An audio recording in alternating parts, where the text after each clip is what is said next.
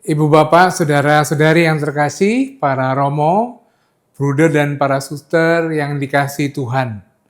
Berjumpa lagi dengan Api Karunia Tuhan episode ke-25. Dalam episode ini kita akan melanjutkan terus penggalian tentang doa dalam Injil Yohanes. Secara khusus, Bapak Kardinal mengajak kita untuk mendalami bab 17 Injil Yohanes. Bagaimana gagasan doa dalam Injil Yohanes bisa kita mengerti, bisa kita pahami dengan mendalami perikopa bab 17 ini. Dan sedikit banyak juga beliau akan menyinggung mengenai doa untuk kepentingan universal dan juga doa untuk pendamaian. Karena itu selamat mendengarkan, selamat merenungkan, dan selamat berdoa.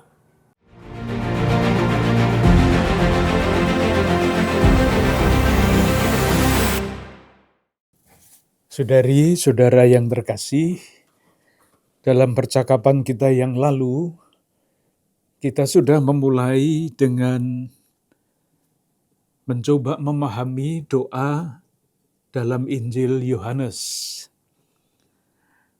Mungkin baik sebelum saya melanjutkan, saya tunjukkan salah satu buku yang rasa saya bagus.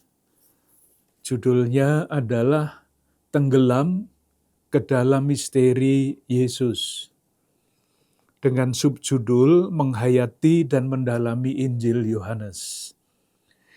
Ditulis oleh seorang yang istimewa, Jean Vanier, yang hidupnya sangat istimewa pula, karena pengarang ini meninggalkan semua posisi, tanda petik duniawi yang yang bagus, dan kemudian meninggalkan semuanya itu dan mulai mendirikan tempat-tempat untuk perawatan saudari-saudara kita yang kurang beruntung, khususnya yang cacat mental. Silahkan membacanya kalau ada kesempatan. Judulnya saja sudah menunjukkan ya, tenggelam ke dalam misteri Yesus. Misteri itu memang tidak bisa dipahami secara utuh, tetapi Jean Vanier, penulis buku ini, dengan pengantar yang diberikan oleh Ibu Martha Driscoll, seorang rubiah Trapistin, memberikan catatan siapakah Jean Vanier itu, dan kemudian dengan latar belakang itu kita diajak untuk memahami renungannya mengenai Injil Yohanes dengan kacamata tertentu, yaitu latar belakang kehidupannya itu. Saya juga ingin mengulangi sebentar, atau dua bentar mungkin ya, apa yang sudah kita bicarakan dalam percakapan kita yang lalu.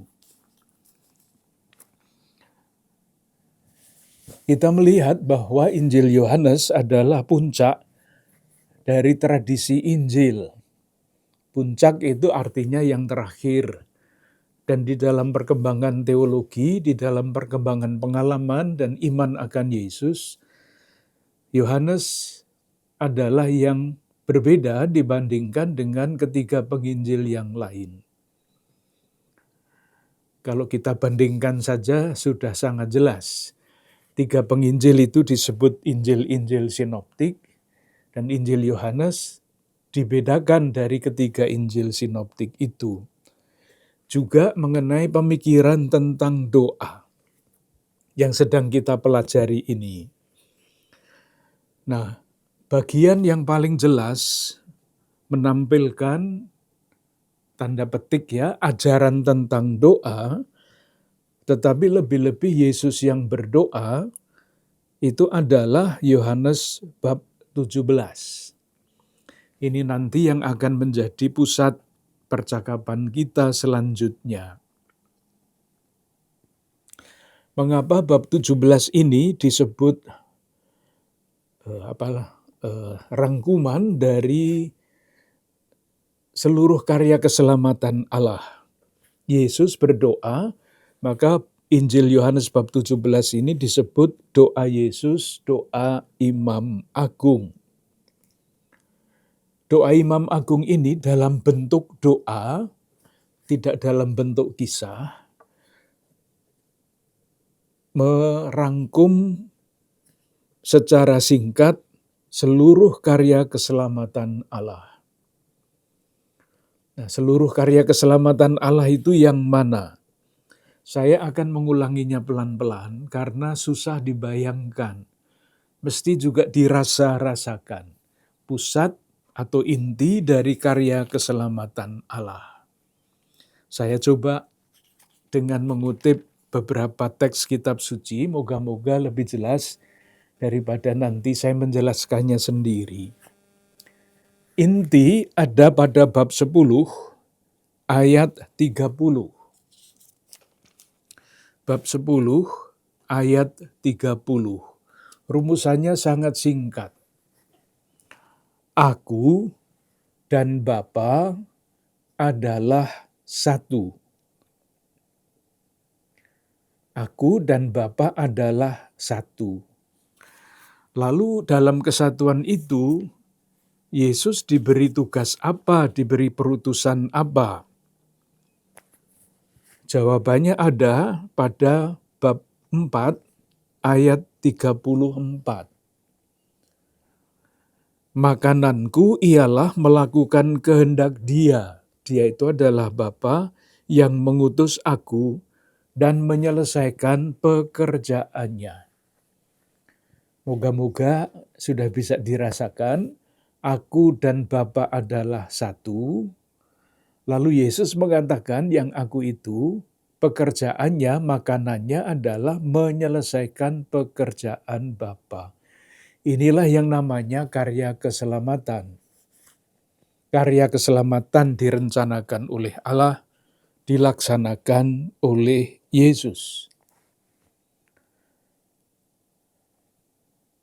Saya kira ini jelas, moga-moga jelas karena ini adalah yang sangat penting. Ini sangat penting. Nah, pekerjaan Yesus itu apa? Kalau dia mengatakan makananku adalah melaksanakan pekerjaan Bapa dan menyelesaikannya, apa yang harus diselesaikan? Karya itu yang mana?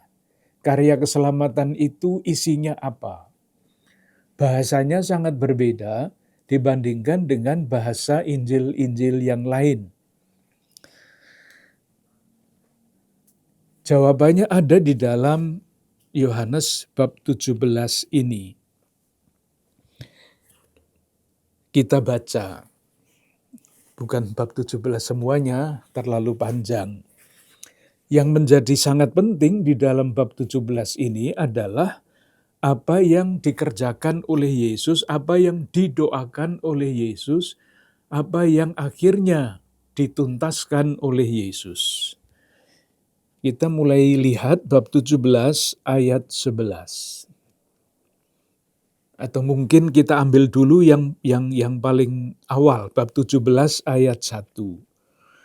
Demikianlah kata Yesus, lalu ia menengadah ke langit dan berkata, Bapa, telah tiba saatnya. Ini sangat penting untuk memahami yang lain-lain. Telah tiba saatnya, itu saat yang mana?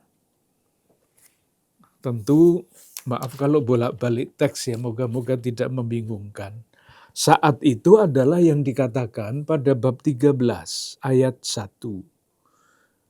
Sementara itu sebelum hari raya Paskah mulai, Yesus telah tahu bahwa saatnya sudah tiba untuk beralih dari dunia ini kepada Bapa.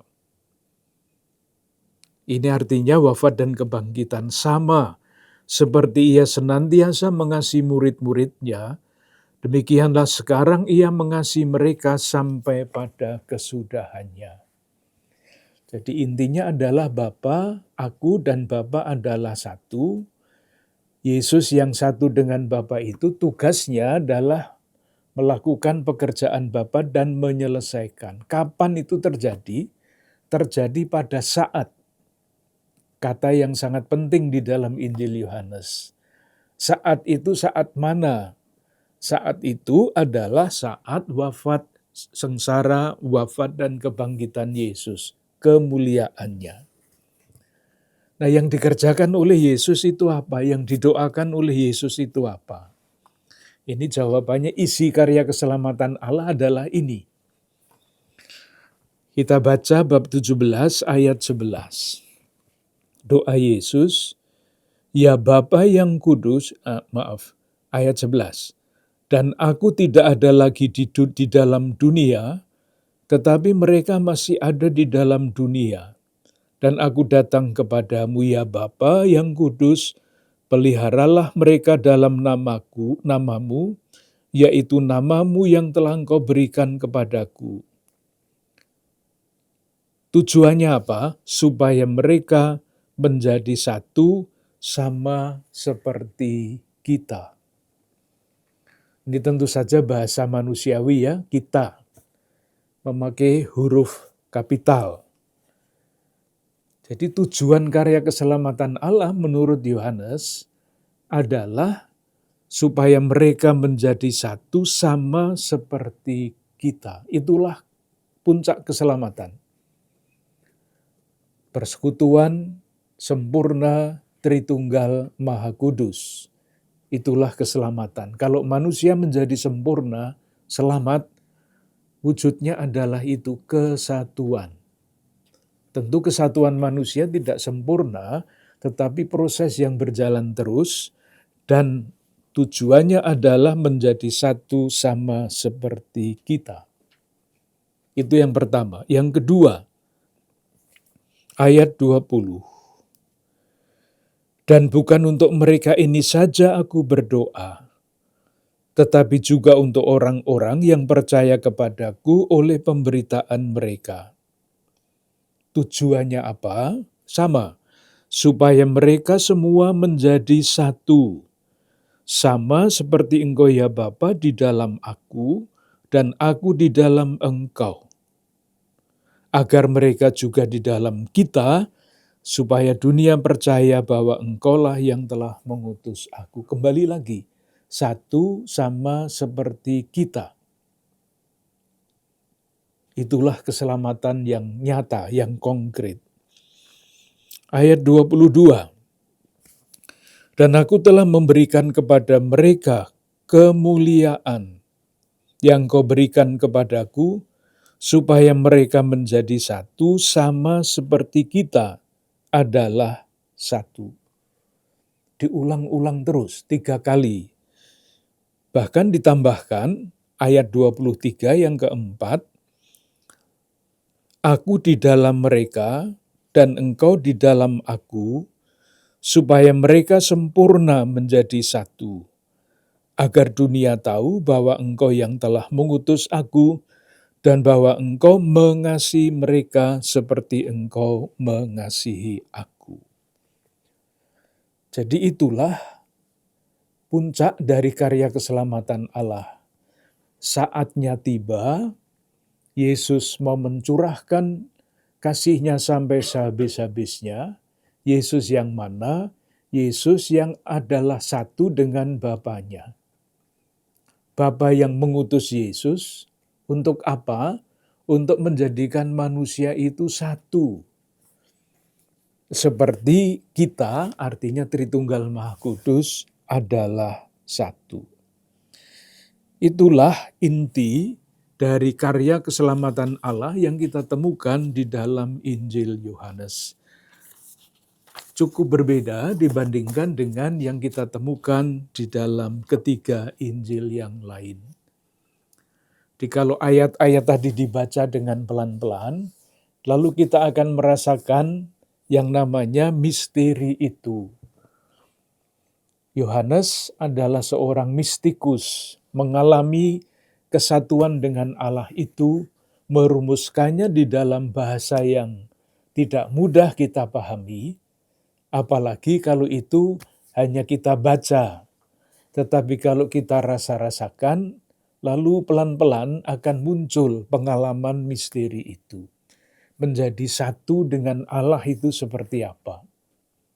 Atau kalau dibalik, Kalau kita mau bertanya keselamatan itu bentuknya apa? Menurut Injil Yohanes, dalam teks ini, keselamatan itu wujudnya adalah kalau manusia bersatu. Itulah keselamatan. Karena ketika manusia itu bersatu, kita, artinya kesatuan Tritunggal yang Maha Kudus itu tampak di dalam kesatuan umat manusia itu. Tapi rupa-rupanya gagasan seperti itu semakin jauh dari realitas. Karena apa? Karena sekarang ini manusia bukannya bersatu, tetapi bersaing untuk saling mengalahkan. Tetapi ketika kita sungguh bisa bersatu dalam lingkup yang sekecil apapun, itulah keselamatan yang didoakan oleh Yesus di dalam doa Imam Agung ini. Moga-moga yang itu jelas. Moga-moga, karena apa? Sekali lagi, kita masuk di dalam misteri Yesus, kita diajak tenggelam ke dalam misteri Yesus. Moga-moga tenggelam tidak gelagapan, tetapi sungguh-sungguh masuk mengalami kedalaman dari renungan pengalaman mistik dari penulis Injil ini. Yang sudah kita bicarakan berikutnya adalah perbedaan antara Injil Sinoptik dengan Injil Yohanes. Sudah kita bicarakan, misalnya Injil Yohanes tidak seperti Injil Sinoptik di dalam hal doa. Injil Sinoptik sangat menekankan disposisi batin, rendah hati, mengampuni, tekun, dan sebagainya. Ini sudah tidak perlu di dalam Injil Yohanes, karena Yohanes sudah masuk di dalam pengalaman mistik. Jadi sudah sampai pada puncaknya. Sudah tidak ada yang menghalang-halangi lagi, tidak ada yang membuat bosan lagi, sudah masuk di dalam pengalaman mistik bersatu dengan Allah. Tentu alasannya macam-macam, salah satunya adalah tidak mengulang yang sudah ada di dalam ketiga penginjil.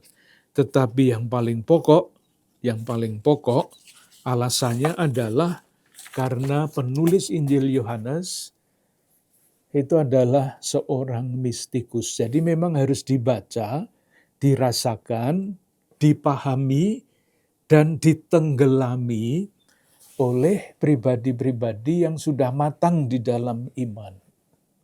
Kalau dulu kita ingat pernah membaca, mempercakapkan, Injil Markus adalah Injil yang pertama. Orang diajak untuk berani mengambil loncatan iman, ya saya percaya. Sesudah percaya diajak membaca Injil Matius, pendalaman pengetahuan iman, Injil kateketis. Maka ajaran-ajarannya sangat tersusun rapi. Nah, ketika sudah matang di dalam pengetahuan iman, ini tentu urut-urutan yang bisa bolak-balik. Injil yang ketiga, Injil Yohanes adalah ketika kita diajak untuk mengikuti Yesus yang terlibat di dalam kehidupan dunia ini. Injil sosial. Nah, kalau sampai di situ saja, keterlibatan sosial bisa sangat dangkal. Maka dilengkapi dengan Injil Yohanes, kontemplasi. Masuk di dalam misteri. Nah, harapannya nanti bolak-balik ya, kalau kita terlibat semakin dalam di dalam sejarah manusia, kontemplasinya semakin dalam. Ketika kontemplasinya semakin dalam, keterlibatan semakin bermakna. Dan begitu aksi kontemplasi menjadi dinamika di dalam kehidupan orang beriman. Misalnya seperti itu. Kita juga melihat ada perspektif baru mengenai doa. Saya ulang karena bagi saya ini juga penting. Nanti kan pertanyaannya doa itu apa dan bagaimana. Nah, di dalam Injil Yohanes, Saya coba pelan-pelan supaya bisa diikuti dengan lebih mudah. Doa adalah gerakan roh. Jadi bukan saya yang berniat berdoa, itu juga pasti berniat berdoa, tetapi pada dasarnya berdoa itu adalah mengikuti gerakan roh. Roh itu ada di dalam diri pendoa. Untuk apa? Nah, kalau roh itu ada dalam diri pendoa, roh itu mengarahkan orang beriman kepada Bapa. Itu inti doa menurut Yohanes. Jadi bukan doa mohon ini, doa mohon itu juga. Doa pujian, doa syukur itu juga. Tetapi yang khas Yohanes adalah seorang yang berdoa, ia digerakkan oleh roh untuk mengarahkan seluruh hidupnya kepada Bapa.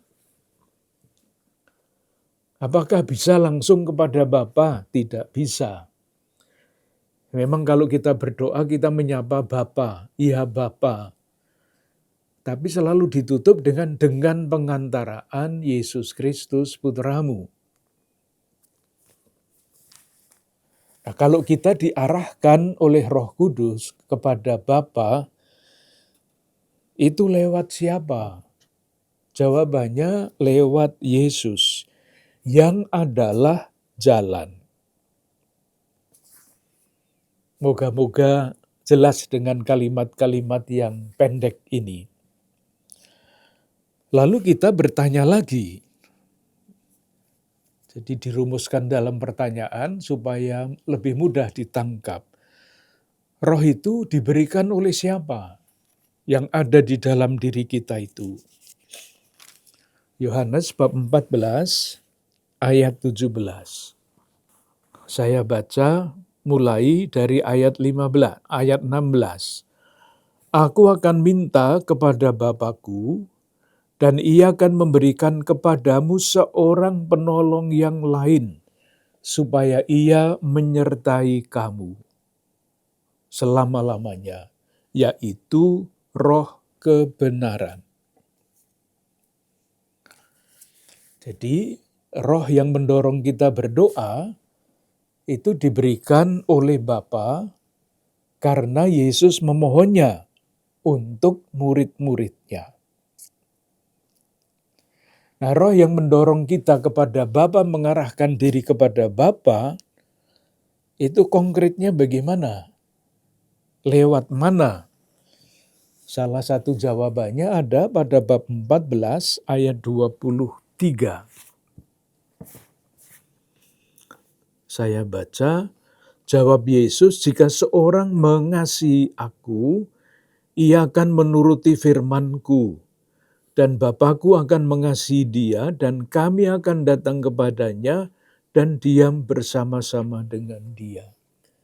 Jadi roh diberikan, roh itu mendorong orang untuk mengarahkan diri kepada Bapa.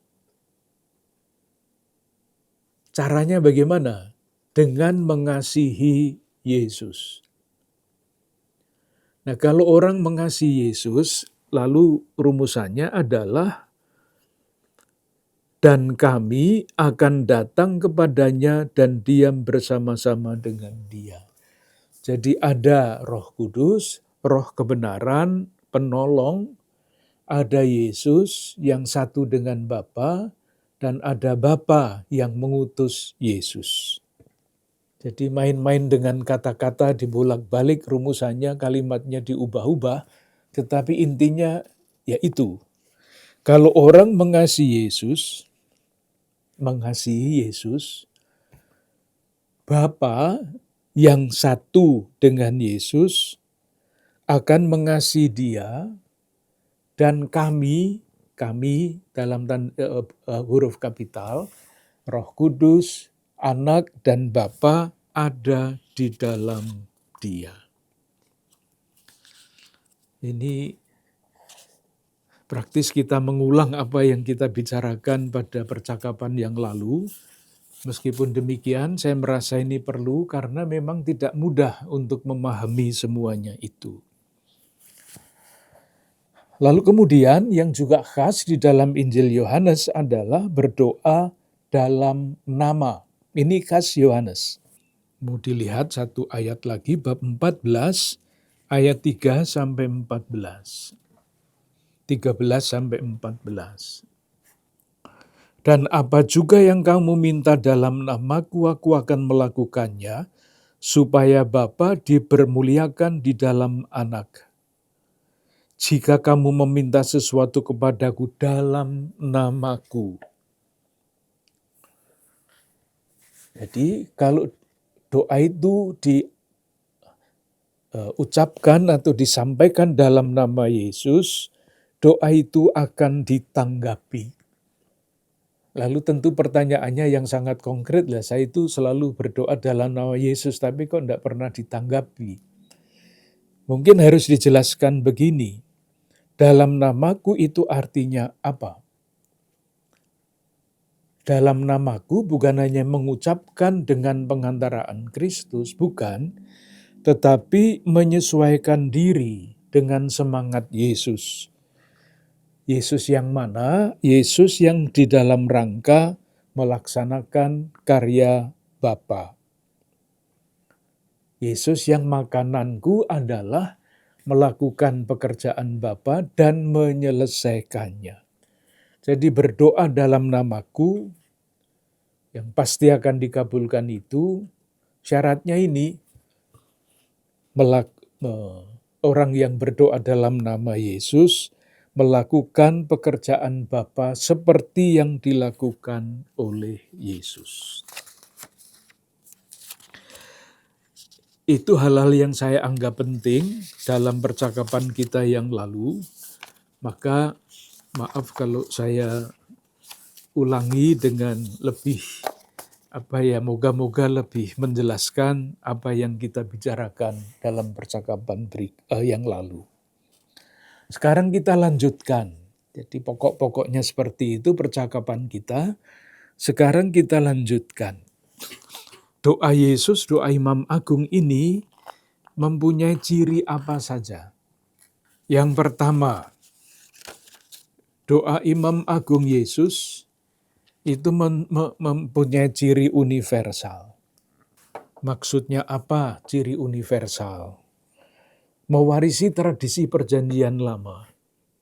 Orang berdoa itu tidak hanya untuk dirinya sendiri, tetapi juga untuk orang lain, bahkan di dalam perspektif yang tidak terbatas. Adakah contoh di dalam perjanjian lama yang seperti itu? Doa yang perspektifnya universal. Coba kita lihat ayat-ayat ini. Surat pertama Raja-Raja, Kitab pertama Raja-Raja, bab 8 ayat 52. Ini doa Salomo. Hendaklah matamu terbuka terhadap permohonan hamba-Mu. Ini artinya doa pribadi. Dan terhadap permohonan umat-Mu Israel. Dan hendaklah engkau mendengarkan mereka seberapa kali mereka berseru kepadamu. Permohonan untuk dirinya sendiri dan untuk umat Israel. Umat yang dipimpinnya, umat yang dirajainya. Tetapi kemudian tidak terbatas di situ. Ciri universal ini sudah ada di dalam perjanjian lama.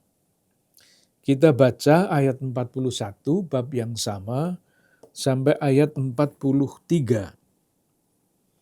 1 Raja, bab 8, ayat 41 sampai 43.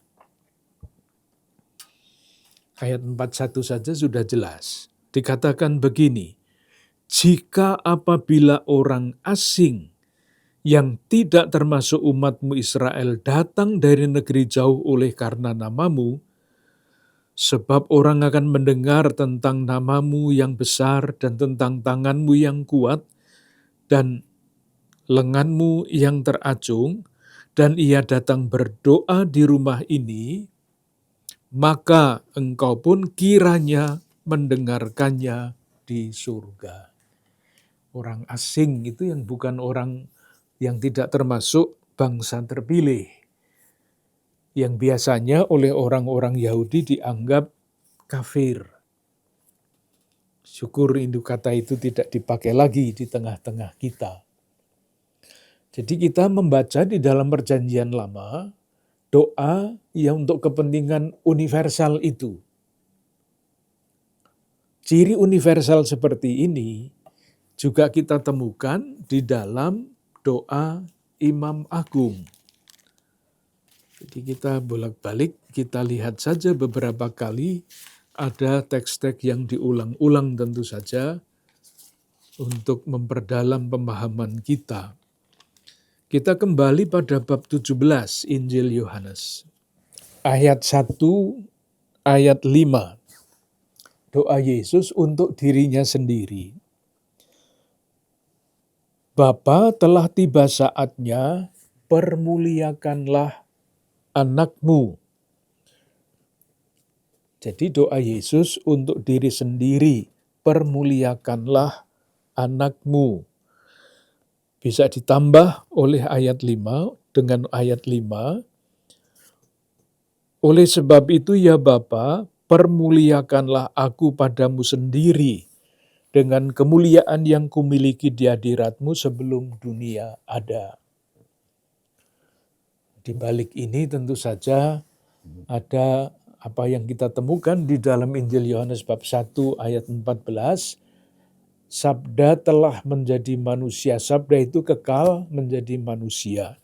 Dikatakan di sini, permuliakanlah aku padamu sendiri dengan kemuliaan yang kumiliki di hadiratmu sebelum dunia ada. Pre-eksistensi Yesus. Itu doa Yesus untuk dirinya sendiri. Lalu yang kedua adalah doa Yesus untuk komunitas para murid, orang lain. Ayat 9, bab 17. Aku berdoa untuk mereka, bukan untuk dunia ini aku berdoa, tetapi untuk mereka yang telah Engkau berikan kepadaku, sebab mereka adalah milik-Mu. Jadi selain berdoa permuliakanlah namamu, Yesus eksplisit mengatakan, aku berdoa untuk mereka. Ayat 11, dan aku tidak ada lagi di dalam dunia, tetapi mereka masih ada di dalam dunia. Dan aku datang kepadamu, ya Bapa yang kudus, peliharalah mereka dalam namamu. Jadi masih mereka, peliharalah mereka dalam namamu. Itu komunitas para murid. Nah, yang lebih universal yang mana? Yang lebih luas cakupannya? Ayat 20. Dan bukan untuk mereka ini saja. Ini doa untuk mereka, untuk komunitas para murid. Bukan untuk mereka ini saja, tetapi juga untuk orang-orang yang percaya kepadaku oleh pemberitaan mereka. Jadi yang didoakan pertama kali supaya mereka menjadi satu, itu mewartakan Yesus kepada orang lain. Nah, Yesus berdoa bagi mereka yang menjadi percaya karena pemberitaan murid-murid yang pertama itu. Dan kemudian doa yang berikutnya yang sangat universal ada pada ayat 23. Aku di dalam mereka dan engkau di dalam aku, supaya mereka sempurna menjadi satu. Nah, sekarang yang universal itu, supaya dunia tahu bahwa engkau yang telah mengutus aku. Jadi, permuliakanlah anakmu, aku berdoa untuk mereka, aku berdoa untuk mereka yang percaya kepadaku oleh pemberitaan mereka, dan kemudian untuk seluruh dunia, agar dunia tahu. Jadi doa untuk kepentingan universal, untuk kepentingan umum. Yang berikutnya, doa untuk pendamaian. Jadi yang mau ditunjukkan adalah Yohanes tidak meninggalkan perjanjian lama. Di dalam perjanjian lama ada doa universal, Yesus menyempurnakannya. Doa universal itu tidak kembali kepada eksklusivisme. Yang berikutnya doa pendamaian, ini pun sumbernya ada di dalam perjanjian lama. Di dalam kitab Imamat bab 16. Kitab Imamat bab 16. Di dalam bahasa Yahudi, Ibrani, doa pendamaian itu dirayakan sampai sekarang oleh orang-orang Yahudi dengan nama Yom Kippur, Hari Pendamaian. Ini adalah tahun baru bagi orang-orang Yahudi. Bisa dibaca pada kitab Imamat bab 16. Menarik untuk membacanya. Nanti dapat kita lihat bahwa istilah kambing hitam itu asalnya dari tempat ini, dari hari pendamaian itu. Yom Kippur, hari pendamaian itu dirayakan menurut kalender Yahudi itu pada tanggal 10 bulan Tisri. Tidak penting, nanti bisa dicari sendiri itu artinya apa. Itu adalah tahun baru di dalam kalender Yahudi, tetapi juga bulan ke-7 di dalam kalender agama Yahudi. Jadi seperti kita ada kalender internasional 1 Januari itu awal, tetapi tahun baru Imlek misalnya itu kan tidak tanggal 1 Januari, tahun baru keagamaan. Biasanya di dalam kalender sekarang, Yom Kippur itu dirayakan pada bulan September sampai bulan Oktober. Mungkin baik kalau kita lihat beberapa ayat dari kitab Imamat ini. Jadi pada hari raya pendamaian, Imam Agung ya, itu masuk ke dalam kenisah hanya 1 kali 1 tahun masuk di dalam tempat yang Yesus disebut tempat Maha Kudus. Dimasuki oleh Imam Agung sekali setahun. Untuk apa? Untuk mohon pengampunan bagi seluruh bangsa. Itu harapannya. Jadi pada tahun baru, dosa dimohonkan pengampunan dari Tuhan dengan upacara. Nah, upacaranya seperti apa? Nanti bisa dibaca sendiri, saya tunjukkan saja detail-detailnya itu ada misalnya. Bab 16 ayat 3. Saya membacanya. Kitab Imamat, bab 16 ayat 3. Beginilah caranya Harun masuk ke dalam tempat kudus itu. Jadi caranya pun diatur di dalam kitab Imamat ini. Apa yang harus dilakukan? Ayat 6. Kemudian Harun harus mempersembahkan lembu jantan yang akan menjadi korban penghapus dosa baginya sendiri, dan dengan demikian mengadakan pendamaian baginya dan bagi keluarganya. Jadi itulah pendamaian, mengorbankan lembu. Tapi kemudian masih ada yang lain. Dari umat Israel, ia harus mengambil 2 ekor kambing jantan untuk korban penghapus dosa, dan 1 ekor domba jantan untuk korban bakaran. Lanjut, ayat 7. Ia harus mengambil ia harus mengambil kedua ekor kambing jantan itu dan menempatkannya di hadapan Allah di depan pintu kemah pertemuan, dan harus membuang undi atas kedua kambing jantan itu, sebuah undi bagi Tuhan dan sebuah bagi Asasel.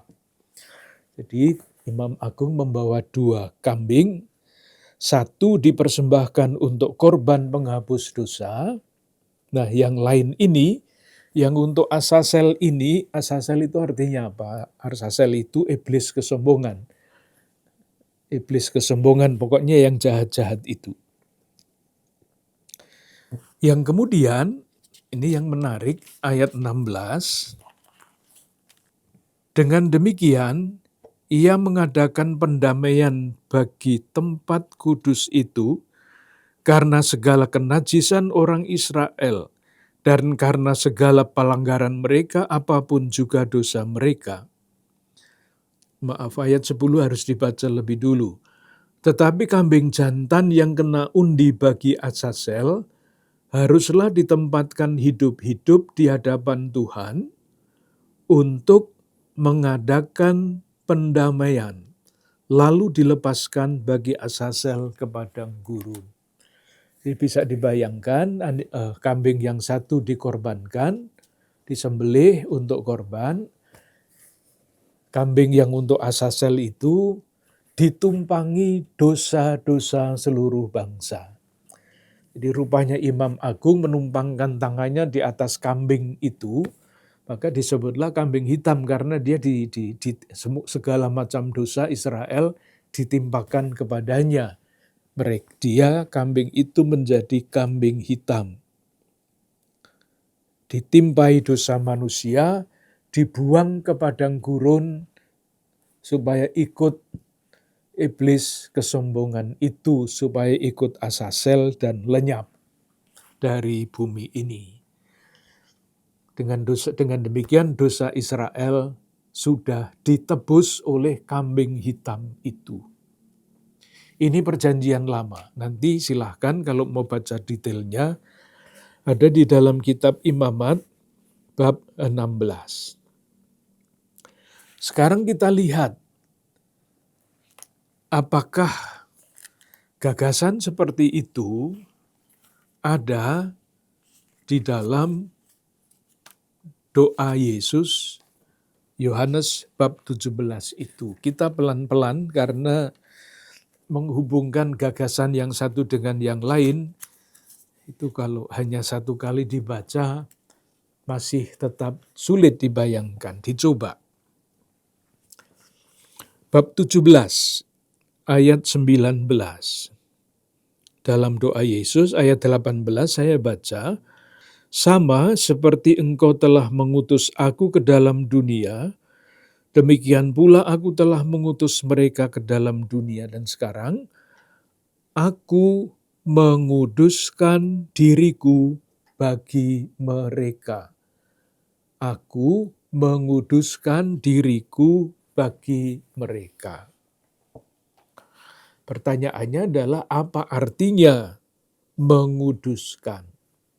Kalau kita membaca perjanjian lama lagi, menguduskan itu mempunyai nuansa pengorbanan bagi Allah. Jadi kalau kita mencari kata menguduskan di dalam Kamus Besar Bahasa Indonesia itu artinya bisa macam-macam. Tetapi kalau kita membacanya dengan latar belakang perjanjian lama yang dikenal baik oleh Yohanes, itu jadinya bisa sangat berbeda. Kita lihat misalnya kitab kitab Ulangan bab 15 ayat 19 sampai 21. Kitab Ulangan bab 15 ayat 19 sampai 21. Saya baca untuk menunjukkan bahwa kata menguduskan itu sama dengan mempunyai unsur pengorbanan. Saya baca Ulangan bab 15 ayat 19. Segala anak sulung jantan yang lahir di antara lembu sapimu dan kambing dombamu, haruslah kau kuduskan bagi Tuhan Allahmu. Dikuduskan bagi Tuhan itu artinya dipersembahkan kepada Tuhan di bait Allah. Dan itu berarti tidak dipelihara di sana supaya kambingnya banyak, tetapi dikuduskan itu disembelih untuk korban bagi Tuhan. Nah, kalau dibaca dengan latar belakang ini, lalu kita bisa mengambil kesimpulan dengan mudah bahwa itulah doa pengorbanan diri Yesus. Kalau tadi kan kambing yang dikorbankan, yang satu dijadikan kambing hitam. Di sini yang dikuduskan adalah Yesus sendiri yang mengorbankan diri kepada Bapa yang memungkinkan penebusan itu terjadi. Jadi kalau di dalam perjanjian lama ada upacara Yom Kippur, hari pendamaian, dengan upacara tertentu, bangsa Yahudi umat terpilih itu diperdamaikan dengan Allah. Karena apa? Karena dosa-dosa mereka sudah ditimpakan kepada kambing hitam itu yang dilepaskan di padang gurun.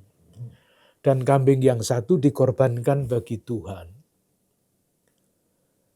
Yesus berdoa pada ayat 19, "Aku menguduskan diriku bagi mereka." Artinya Yesus mengorbankan diri bagi orang-orang yang dicintai oleh Allah itu. Itulah yang namanya penebusan. Menguduskan berarti mengorbankan diri, buahnya adalah penebusan. Nah, kalau di dalam perjanjian lama kitab Imamat buahnya adalah dosa-dosa Israel dihapuskan dan mereka memulai yang baru di dalam hari pendamaian yang dilakukan oleh Yesus, orang yang tercerai-berai itu menjadi satu sama seperti Bapa dan Yesus adalah satu. Jadi gimana ya menjelaskannya ya? Aku di dalam mereka itu kan artinya Yesus ada di dalam diri para murid. Dari lain pihak Yesus adalah Yesus satu dengan Bapa.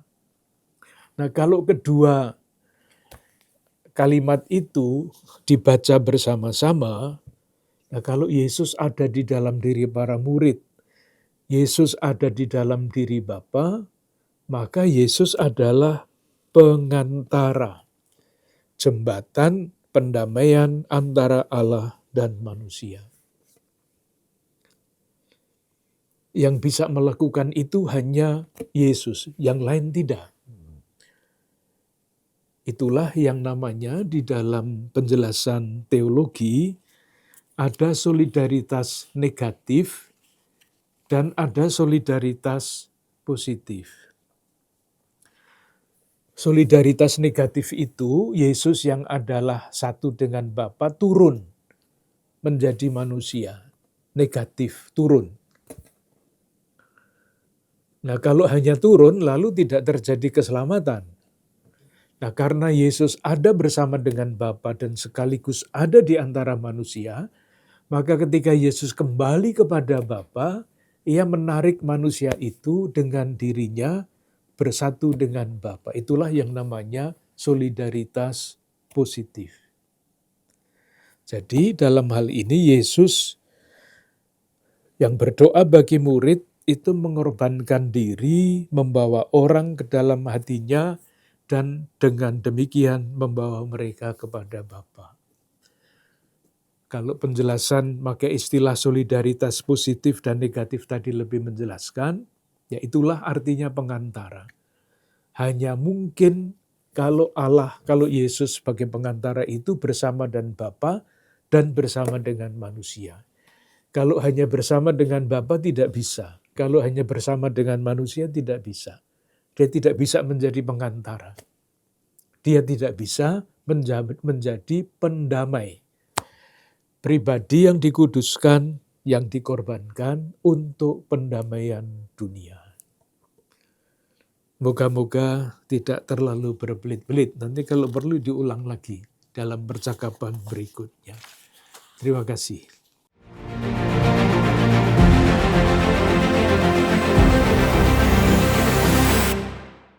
Saudara-saudari yang terkasih, pendalaman episode ini membawa kita pada kesadaran kembali untuk mencoba menghayati doa Yesus dalam bab 17.